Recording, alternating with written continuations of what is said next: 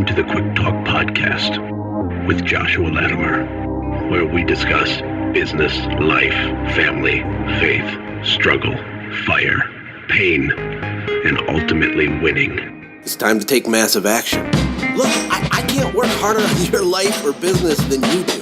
It's ultimately all on you. You know, God created all the food the birds would ever need, but he doesn't put it in their nest. You've got to go get it. 10 out of 10 people die. So how about doing something today that actually matters while you still can? Hey everybody, welcome to the Quick Talk Podcast. Josh here. I hope you're having a great Monday. It's a new week in the second month of 2018. I'm on my journey. You're on your journey. Our journeys might be a little different, but there are a lot of parallels, my friends. Let me tell you, I just got back from an amazing trip in San Diego with my wife at a small business event, and it was pretty stinking awesome. One of the reasons it was awesome is because I went with just my wife and our newborn, our 4-month-old, and it was kind of like a little vacation, really, for me and her, which was awesome because I do have 5 kids. But of course, we missed our kids the whole time. So if you have kids, you can relate to that. But we got a lot done. I got to speak. I got to do a live podcast. It was very successful. It was a lot of fun. I met a lot of new people. And I also made a great business connection that was really, really important to my goal to get to 10 million with Send Gym this year. And which was one of the biggest reasons I went to that event. So I'll keep that in the secret down low for the moment. But the real secret reason I went there, the number one thing was to make this connection, and it happened, and it was awesome, and it's going to be a big deal. So what I want to talk about today is fear of success. So a lot of people struggle with fear of failure, or at least they think they do. And that's a real thing, right? I mean, looking silly or falling on your face or having things go wrong, that's a real fear, and I can definitely understand that for sure. But there's another, oftentimes more common problem called fear of success. And I did a little bit of research on this, and it's surprising to me how big of a reality this is. And there's lots of different weird mental stuff going on with this, but I don't know, I thought it'd be valuable to talk about, because when I was in San Diego, the one thing that kind of smacked me across the face when I got there was how much wealth there is in our country. Just massive, huge, stupid, massive amounts of wealth. It was unbelievable. And obviously California is a humongous state, and San Diego is one tiny speck of a city in a huge state, and California is one state in an entire gigantic, humongous country, and everybody's different, and there's poverty everywhere, and there's wealth everywhere to some degree. But for some reason, when I saw the bay full of sailboats, I'm not into sailing, but they're not inexpensive to buy a sailboat. I was just thinking, okay, every one of these yachts and these sailboats, they have a story, like there's an owner attached to them. And some people that have maybe a lower level of thinking might look at that and say, oh, look at all these people scamming everybody. Look at all these people who are the 1%ers, screwing over the rest of the world. And the fact of the matter is that is not why there's that many yachts. Some of them, I bet a couple of them definitely came from some evil, dirty money or someone being, corrupt or something, because that stuff is real, but it's not the norm. The norm is that if you provide massive value to the world, money is a byproduct. It's the evidence of the value that you're providing to the world. If you serve one person, you make one person's worth of value. If you serve 1 million people with a product or service or idea or whatever, you make 1 million people's value that you gave them worth of money. And the point is that everybody has a story. And when I talked to Jonathan Potoshnik, who has a 80-truck lawn care business in Texas that does over $10 million a year, you look at someone like him, and I'm just kind of like, and then I look at somebody else that has this little struggling business. I'm like, what is the difference, right? Well, a lot of it's mental stuff. Like Jonathan came from nothing and didn't have any silver spoon. He wasn't given anything. He literally built that, and he did it quick. I can't remember the exact year he started it. It's called City Turf. But it was like it was less than 15 years ago, like 10 or 12 years ago or something. It's not that old of a company, and it's mind-boggling. And so I'm looking over the bay, I'm looking at all this wealth, and I'm looking at people that struggle, because I talk to so many of you guys on the phone, so many of the people in my boot camp, and there's so much mental baggage. It's holding everybody back. We're overcomplicating everything, and we make everything just feel like Mount Everest. And so the example I used this weekend at the event was like, you might have like one employee doesn't turn in their paperwork, right? And so they don't turn in their paperwork and you completely lose it. You're like, gosh darn it, what's wrong with you? You never turn in your paperwork, you dumb idiot, blah, blah, blah. And like, I can relate to that. But the reason that you have this insane overreaction to that one tiny thing is because of all the external pressure and stress combined. And then that forces you to view that one issue, one singular little itty bitty, totally solvable problem of they didn't turn in their paperwork. Okay. It makes that tiny issue feel like Mount Everest. It's not Mount Everest, but it feels like you have to climb Mount Everest just to solve this one thing. It's actually like a 30 minutes worth of creative thought type of thing, and you implement a new system or policy, you change the way you motivate or drive behavior, you change the pay and attach it to the paperwork. Like, it's totally fixable, like 500 different ways, right? It's hard to have a small business. But when I look at people like Jonathan, one of the biggest differences is that him and then this other guy named Rohan Gilks, who has several multi-million-dollar businesses, they're both obsessed with sales and marketing. And then they built the operations around the momentum of sales and marketing. And the people I work with do it backwards. And so when I ask myself, why do people hold back on sales and marketing? Why do they change their own brake pads or read a bunch of posts on a group forum somewhere about different lawnmowers or different pieces of equipment for carpet cleaning? Like, why does our brain go there instead of going to, how do I acquire more customers? How do I understand the numbers of acquiring customers? How do I do this? How do I scale? How do I sell? How do I raise my average ticket? Most people aren't obsessed with that.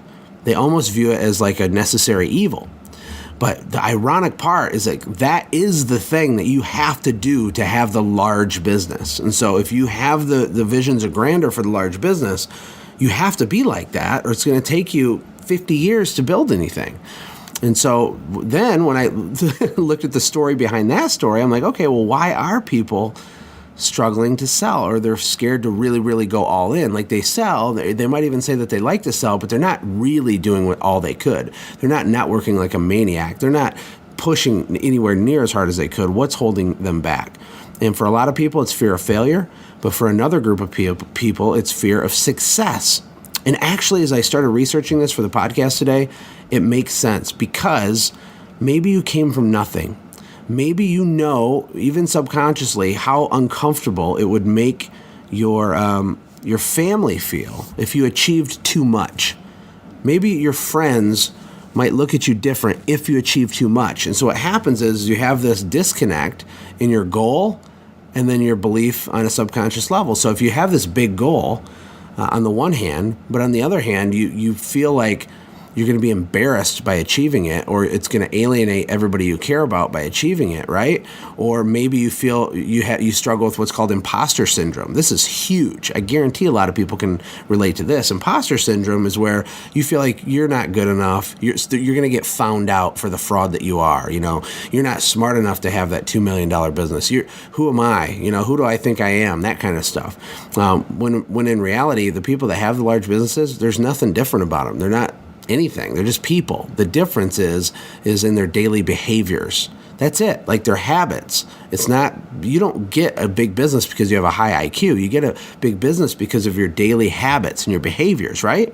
Hopefully that makes sense, guys. And I'm not going to spend a lot of time today, but I did get a message from one of our listeners saying, hey, you should make a podcast about the fear of success.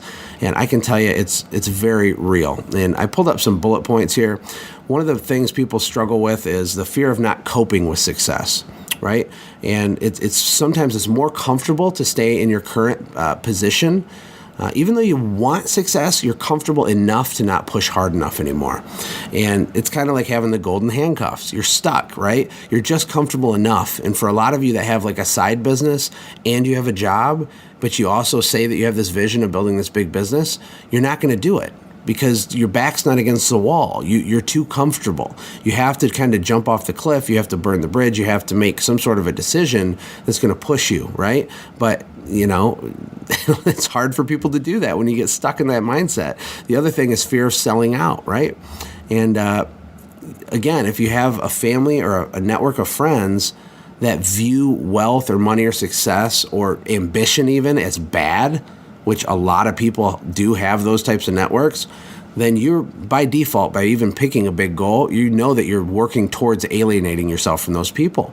And you got a hard choice to make. Are you going to follow your path for your family? Are you going to change your family tree? Are you going to worry about what you feel called to do and what you feel is the highest and best use of your time and talents?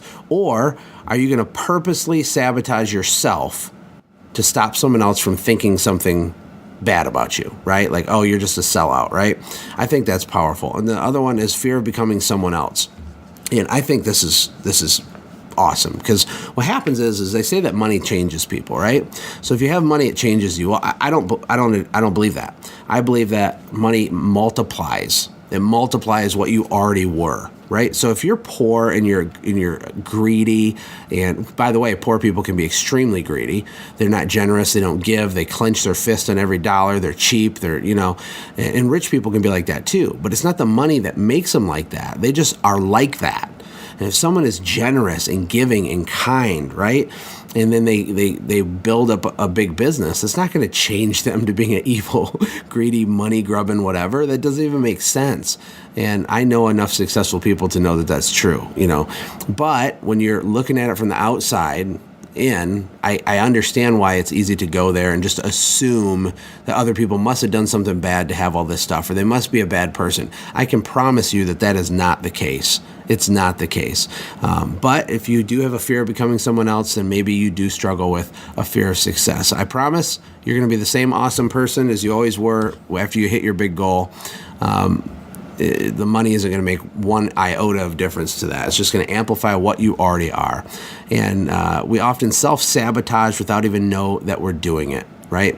We have a mediocre effort on a Monday or a Tuesday. We have a mediocre month, but we kind of secretly justify it to ourselves because it's like, well, I'm blessed to be where I am, and it's okay. It's okay. I deserve to take a break, and you can do that. It's not like it's wrong to do that, but you got to understand that you're self-sabotaging yourself by doing that. The Super Bowl just ended yesterday. And Tom Brady, lost, and it was a great game and everything, but you can't compete at the highest level and have what you say that you want, which is this big, beautiful, automated business. You can't have that level of success without putting in the level of effort that's required to have that level of success. You just can't. So it's not going to magically happen just because you have it as a goal. It's not. You have to change. And each day where you don't leave it all in the field, where you're not selling and marketing and getting sharp in that area and measuring your time and being a better leader and CEO of your company, every day that you don't push yourself is a day that you're slowing down your advancement towards, what you say it is that you want. So I hope that's helpful. It's fixable. But step one is understanding that it's even a thing. And so I want you to ask yourself, do you have a fear of success?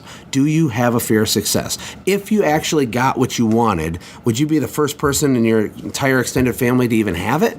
Does that make you uncomfortable? What would your friends think? Would they cheer for you? I posted a thing on Facebook the other day, a meme that I saw, and it said, pay attention to friends who don't cheer when you win. How cool is that? Pay attention to people who don't cheer when you win. That's a big deal. I don't know about you, but I only want to have friends and people in my life that are going to cheer when I win, because it's not a competition with them. It's just a competition with ourselves. So if you need to change your friends group, do it. If you need to take a few days off and get clear and fire yourself up, do it. Do what you got to do. I hope you have a great week. I'll talk to you guys tomorrow. Take care. God bless. Hey, thanks for hanging out, friends. And from all of us here at the Quick Talk Podcast team, we hope you loved today's show. We hope that you were inspired to become a doer and not just a listener. Apply what you've heard today in your own business and watch things change for the better. Lastly, remember that all the money in the world can't save your soul. Seek first the kingdom of God, my friends. We'll see you next time. For more information about the Quick Talk Podcast or Joshua's other businesses, visit our website, quicktalkpodcast.com. Have a blessed day.